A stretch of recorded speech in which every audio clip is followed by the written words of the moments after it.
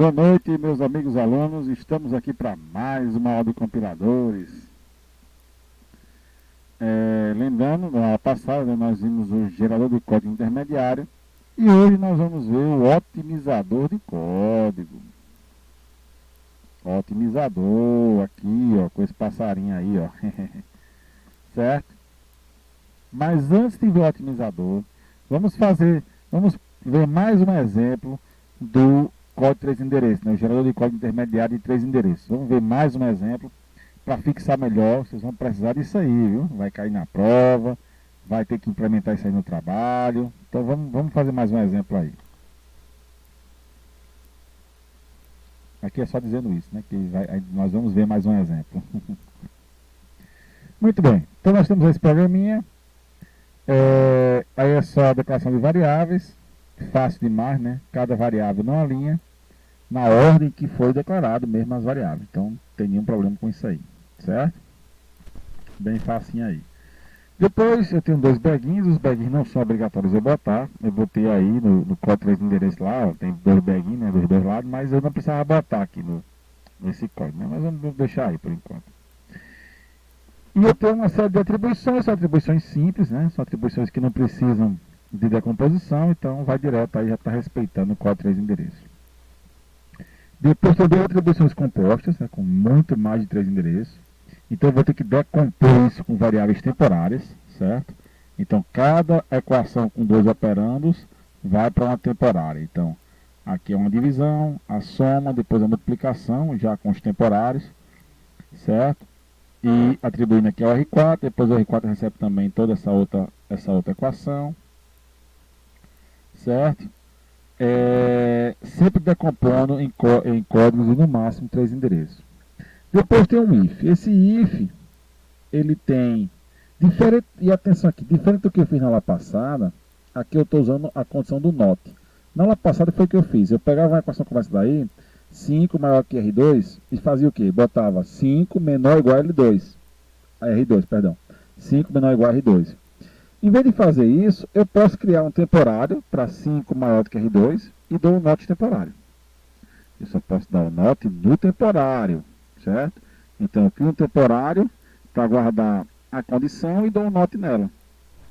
Até facilita muito mais, né? Eu não preciso ficar analisando qual é o inverso daquela equação, né? Já boto o not e pronto. Que seja, qualquer que seja, vai ser negado, vai ser invertido. Então, se for falso, né, se essa condição tempo 6 for falsa, ele vai para o L1, ou seja, ele não vai fazer o que está dentro do if, que é a chamada do all, e vai direto para o else. Se for verdadeiro, então ele vai entrar no if, né, se isso aqui for verdadeiro, ou seja, isso aqui é falso, not é falso, ele vai entrar aqui e vai fazer a chamada do all. A chamada do all a gente já sabe como é que faz, né? Passa os parâmetros e depois faz o call, que é a chamada do procedimento. Certo? Nós já vimos isso aí. Aí, quando ele terminar o all, né, que é com a chamada de call, ele faz o go to L2 para pular o else. Agora a minha intenção é pular o else, certo? Então, ele vai pular o else aí. Muito bem, vamos ver o else. Dentro do else tem um while e um repeat. Olha que legal. Todos os dois fazendo com if. Primeiro o while, então eu boto lá o L4, que vai ser a condição de retorno do while. Depois eu boto lá mais um tempo para ficar com a condição. R2 menor que a mesma condição e dou o not. Dei o not, go to L3. Se for falso, né, se o not vingar realmente, o tempo 7 for falso, ele vai pular o while, vai direto para o repeat. Se for verdadeiro, o R2 vai receber o R2 mais 1, como está lá na equação, e ele volta para o começo do while para testar de novo, até que o R2 avance, né, avance e dê condições para negar aquela condição do while. Quando ele sai do while, aqui eu tenho o L3, né, caso ele já tenha saído do while, ele vem para o L3 e começa o repeat, botei aqui o nome do repeat, mas eu também não precisava botar, certo? Eu não precisava. É até melhor que nem bote, certo? Melhor não botar. Eu vou tirar, deixa eu tirar ele daqui, pronto. Eu precisava do doguinho também, tira o doguinho. Já diminuiu. Aí eu tenho aí as condições do repeat. Aí eu tenho aqui a estrutura do repeat, que vai dar a condição dele, é uma estrutura composta. Então, decompõe também em 3 endereços, não precisa botar o parênteses, já falei, né? Não precisa botar o parênteses é para definição de precedência de operadores, como aqui são sempre 3 endereços, eu não preciso me preocupar com isso, então nem sou obrigado a botar os parênteses. Vou tirar também, pronto. Tirando os parênteses, tirando os parênteses. Agora tem que lembrar, né? Se eu não estou botando parênteses em um, não boto em nenhum, né? Vou manter o padrão aí. Nem aqui também, ó. Oxe, tá cheio de botei um bocado de parênteses aí. É um bocado de parente sem necessidade. Certo? Pronto. Então, ele faz as condições, compõe as condições aqui no tempo 10 e depois dá o not tempo 10 e verifica. Se for falso, ele volta para o L3. Se for verdadeiro, ele vai sair do repeat. Certo? Que é o inverso lá do que tem no código principal. Muito bem. Vai ter que tirar aqui também, né? Se eu for tirar os parênteses, poderia ter deixado também, né? Só para não ter esse trabalho. Pronto. Passou isso aí. Eu venho para cá. Aí eu tenho um outro um if gigante aí. Certo? E aí também tem que ser decomposto. Está aqui a decomposição dele em código 3 endereços. Decompondo ele em código 3 endereços. Cada uma das condições. Depois cada uma dos OR. São 3 OR ali. Então vai ter os 3 ORs aqui em composição. E aí no final o tempo 17 ganha o resultado final do código. E aí basta dar o not nele. Certo? E aí faz a mesma coisa, né? Se ele for falso, ele pula o if. Se ele for verdadeiro, ele faz a condição do R2 ser igual a R3 mais 1. Depois que ele veio, depois que ele saiu desse if aí eu faço chamada de all, né? Dois parâmetros e chamo all, através da rotina call.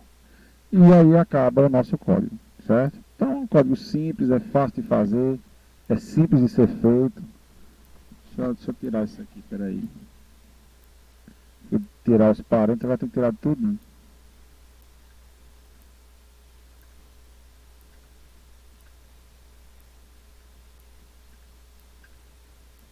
Pronto. Agora tá assim. Esse código aqui que eu fiz agora, que está aqui do lado, é que você vai gerar no seu código. Se eu botar esse código aqui para rodar, você vai me gerar esse código aqui de 3 endereços. No final, né? Já é o último trabalho, né? A última parte do trabalho. A parte de otimização a gente não vai implementar. Vamos aprender só aqui na teoria, mas não vamos implementar definitivamente na prática. Certo? Muito bem, vamos ao nosso otimizador. Aqui tem algumas observações sobre o código 3 endereços. A questão dos ends que não aparece, os backends também não precisa de ponto e vírgula. E sempre o temp vai ser nesse formato aí, né? Temp x, sustenido temp x. X vai ser um número inteiro que vai ser sempre incrementado, 1, 2, 3, 4. Não se preocupe com a quantidade de temporários, certo? Isso aí é uma função do otimizador que a gente não vai trabalhar com ele na prática, só na teoria. Então no nosso algoritmo lá no trabalho, não se preocupe com os tempos. Precisou de um tempo, bote mais um, mais um, mais um, mais um, vai botando um tempo aí, não tem nenhum problema. Certo? Vamos falar do otimizador. O otimizador é para melhorar o código. É para deixar o código o melhor possível. Certo? Criar o código ótimo é indecidível. O que quer dizer indecidível? Quer dizer que não tem como fazer via algoritmo. Certo? Então eu vou usar algumas heurísticas, algumas técnicas, alguns algoritmos para tentar melhorar o meu código e torná-lo o melhor possível. O melhor que é possível, não o melhor que existe, né? Então, o nosso otimizador provavelmente poderia ser melhorado de alguma forma. Novas heurísticas podem ser incorporadas para melhorá-lo. Certo? Então, o otimizador ele pode atuar tanto no código intermediário quanto no código final. Eu também posso otimizar o código final. Não é comum, mas é também uma possibilidade de otimizar o código final. Certo? E eu posso otimizar várias vezes. Eu pego o código 3 endereços e otimizo. Aí pego o resultado e otimizo de novo, até chegar numa posição estável. Ou até um limite de interações, porque também pode ser que eu nunca chegue na estabilidade, né? Ele faça uma coisa e desfaça, faça. A cada interação da otimização, ele vai fazendo ou desfazendo uma operação. Aí não vai chegar nunca no equilíbrio. E aí vai travar meu compilador, né? O meu programador, que é o usuário do meu compilador, ele não quer passar meia hora esperando a compilação, ele quer uma coisa rápida. Então também não posso ficar otimizando a vida toda. Então tem um limitezinho, 10 otimizações. ou se ele chegar no equilíbrio antes disso, aí eu já paro a otimização, certo? Existem diversas técnicas, diversas heurísticas, diversas formas de se fazer otimizador, certo? Nós vamos ver as duas mais usadas aí, que é a otimização de blocos sequenciais de código intermediário por redução do número de instruções e usando gráficos acíclicos, né, dirigidos, que são os nossos dígrafos, vou mostrar aí depois, e as transformações das operações aritméticas, tentando também reduzir a quantidade de registradores. Aqui a otimização significa diminuir a quantidade de variáveis, de registradores. Essa é a melhor otimização que eu posso fazer. Diminuir sempre a quantidade de registradores. Eu também posso ter a questão de você querer reduzir as instruções na CPU, mas é um pouco mais difícil, é um pouco mais complexo, certo? Geralmente essas aqui já são bastante otimizadoras, certo? Então, duas técnicas. Primeiro, os grafos dirigidos acíclicos, que são nossos dígrafos acíclicos, né? Nós conhecemos bem como dígrafos, que eles parecem com uma árvore. Eles parecem muito com a árvore sintática. Então, eu vou ter que fazer a árvore sintática de todo jeito, aquela que a gente já aprendeu lá em sala de aula, inclusive. Então, para fazer o grafo, é só eu tentar reduzir. Eu não posso ter repetições. Nenhum operador vai ser repetido. Para que seja possível, um filho pode ter mais de um pai. Por isso que não é uma árvore dirigida. Não é uma árvore dígrafo, é um dígrafo. Não é uma árvore. Certo? Porque o mesmo nó pode ter dois pais. E uma árvore não permite isso. Certo? Então, basicamente, a diferença entre os dois é essa quantidade de pais que um nó pode ter. Certo? O grafo fornece as mesmas informações da árvore, só que mais reduzida, de maneira mais compacta. Então, as informações da árvore é a mesma do grafo, não muda nada. Só que o grafo vai estar menorzinho, vai estar sem nenhuma repetição, certo?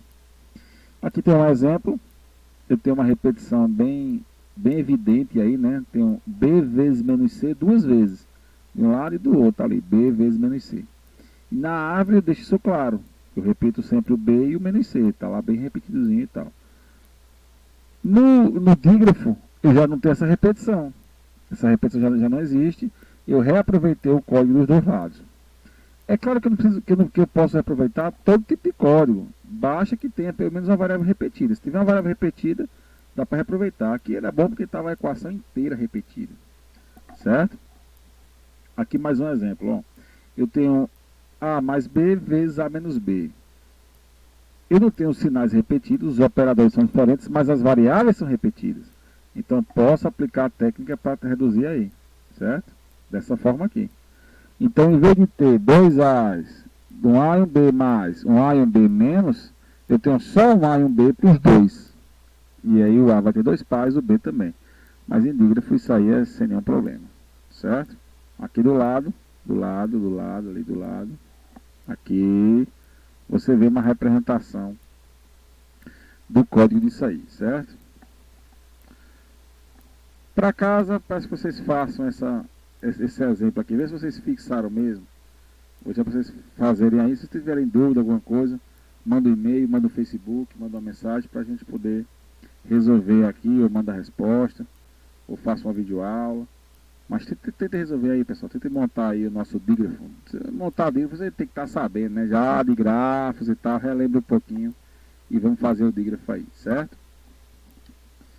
Então, com esse dígrafo pronto, certo? Como é que eu faço a otimização? Ele vai definir blocos básicos. Os blocos não podem ter repetição. Então, eu tenho um bloco, uma série de comandos que não tem comandos de repetição. A não ser o último. O último é o único que pode ser repetição. Então, posso ter um if, uma atribuição, mais ifs, um switch, e terminar com for, ou não ter nenhum. Certo? Então, ou a última equação é uma repetição, ou não tem outra repetição. Não tem chance de ter outra repetição. Então, ele vai escolher a raiz desse bloco, né? O líder do bloco que ele chama aqui, que é a raiz do bloco. E vai seguir os seguintes passos, né? Primeiro passo, vai criar uma lista vazia, certo? Eu até botei aqui do lado Deixa eu... Eita, vou cair. Ah, caí aqui. Opa. Vou deixar a lista pronta aqui e vou apagar ela. Então eu falo, ó, cria uma lista vazia, certo? Aí escolha o nó raiz. Deixa eu me colocar aqui. Pronto, aí ali, ó. Oi, tô aqui, ó. Oi. Muito bem. Então eu escolho a raiz, que no caso vai ser o vezes, e coloco ele na lista, certo? Coloco o vezes na lista. Vamos lá. Pimba. Sumiu, ó. Já foi. Coloquei o vezes na lista. Aí eu pergunto assim, ó. O filho mais à esquerda tá na lista? Não, o mais não tem nem mais na lista. Deixa eu botar o 5 aqui. Não tem nenhum mais na lista. Todos os ancestrais do mais estão na lista. Bom, o único ancestral do mais é o vezes. E ele já está na lista. Então vamos incluir o mais na lista. Incluir o mais na lista. Aí eu pergunto de novo. O filho à esquerda do mais está na lista? Não. Todos os ancestrais do 3 estão na lista? Sim. Então põe o 3 na lista. Aí ele vai para o outro filho. Né? Aí tem o filho à esquerda? Não. Então vamos para o filho à direita. O filho à direita do mais. Quem é? O 4. 4 está na lista? Não. Os ancestrais do 4 estão na lista? Sim. O vezes e o mais, são os ancestrais do 4, estão na lista. Portanto, o 4 vai para a lista. Aí ele volta, né? Volta para fazer o outro filho. Então ele vai lá o menos. O menos está na lista? Não. Os ancestrais dele estão na lista? Tá, que é só o vezes, está na lista. Então, põe ele na lista. O filho mais à esquerda é quem? 5. 5 está na lista? Não. Os ancestrais dele estão na lista? Sim, que é o menos e o vezes. Portanto, põe o 5 na lista. Aí ele verifica o seguinte. O outro elemento é quem? É um 5. 5 está na lista? Tá. Não coloca. Não coloca. Como é que ele vai saber que tinha um 5 ali? Bom, a operação de menos precisa de 2 operadores. Só tem um. É porque o outro é repetido. Eu não preciso guardar. Certo? É só a lógica. Voltei. É somente a lógica para que eu não precise guardar elementos repetidos. Certo? Então é isso que está explicando aí no slide. Preferi fazer aqui no exemplo, acho que é mais interessante. Certo? Mas se você ler o slide aí, ou no livro, vai ver que a operação, essa é uma operação bem simples aí, para otimizar, para reduzir a quantidade de registradores, que é muito importante, certo? Então tá aí os passos todos, ele está explicando aí direitinho. Uma outra técnica, sem ser usar gráficos dirigidos, é usar a chamada otimização de registradores, certo? Então ele vai formar uma árvore sintática, certo? Nessa árvore sintática tem que ser sempre com 3 endereços, exatamente 3 endereços, certo? E não pode ter elementos repetidos. Então eu já fiz o gráfico, ele já passou pelo grafo dirigido, pelo nosso dígrafo, e já tirou os elementos repetidos. Então já ele recebe aqui para tentar diminuir mais ainda os registradores, agora já que não tem nenhum elemento repetido, certo? O que é que ele faz? Ele vai, para cada nó da árvore, vai colocar um valor, uma variável, certo? Que vai ser a quantidade de registradores necessárias para rodar a subárvore. Né? No caso da raiz, é a árvore toda.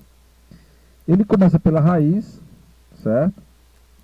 E essa raiz vai ter, por enquanto, ela sempre começa precisando só de um registrador, que é o mínimo possível, precisar de um registrador. Fora isso, eu vou ter a função code, que é uma função recursiva. Você vai ver aqui mais na frente que ela vai se auto-chamar, essa função code, para fazer o registro das operações de cada um dos elementos que ele tiver. Vamos ver aí. Então, o passo 1 aí, o passo 0, vamos dizer aí, o passo 0 é chamar a raiz e dar a ele um registrador. Ele vai ver se vai precisar de mais, certo? Aí ele pergunta o seguinte, passo 1. Esse não é uma árvore, esse não é uma folha, ele é terminal, ele é uma folha. Se ele for uma folha, eu vou para o passo 2, se não, eu vou para o passo 3. Qual é o passo 2? O passo 2 é download do valor no registrador. Então, download lá do registrador, do valor de X direto no registrador, no iésimo registrador, que ele fala aí, né? Um dos registradores.